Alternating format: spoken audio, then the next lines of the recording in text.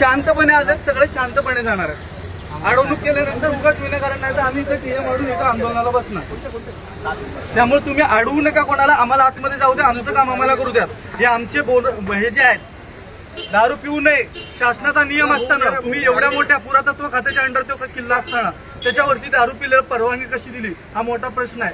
ज्यांनी पिलं, ज्यांनी कृत्य केलं त्यांच्यावरती तुम्ही तक्रारी गुन्हे दाखल करून घेतले आहेत. आम्ही तुमच्याकडे येणार आहे, त्यांच्यावरती तुम्हाला गुन्हे दाखल करून घ्यावेच लागणार, कारण त्यांनी शासनाची पण फसवणूक केलेली आहे. परवानगी त्यांनी किल्ल्याची परवानगी गार्डनमध्ये घेतली आणि किल्ल्यावरती कार्यक्रम केलेला, नंगा नाच केलेला आहे. हे नमो पर्यटनच्या नावावरती हे धंदे चालू केले का त्यांनी?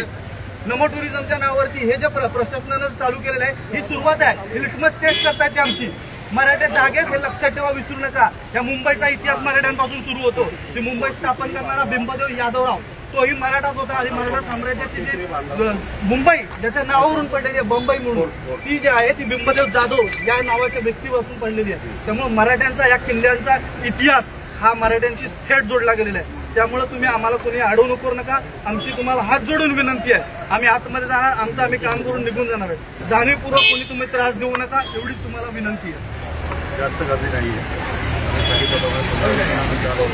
नाही साहेब, बंद. तुम्ही हा किल्ला बंद तुम्ही सांगता आम्हाला. तुम्ही ज्यावेळी कार्यक्रम केला त्यावेळी त्यांच्यासाठी बंद का नव्हता ठेवला? प्रश्नाचं उत्तर आम्हाला तुम्ही द्या.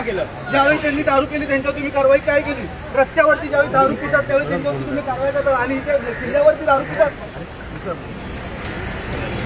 ह्या ज्या सगळ्या गोष्टी चालल्या त्या आमच्यासाठी चुकीच्या झालेल्या. आमचं काम आम्हाला करू द्या. आम्ही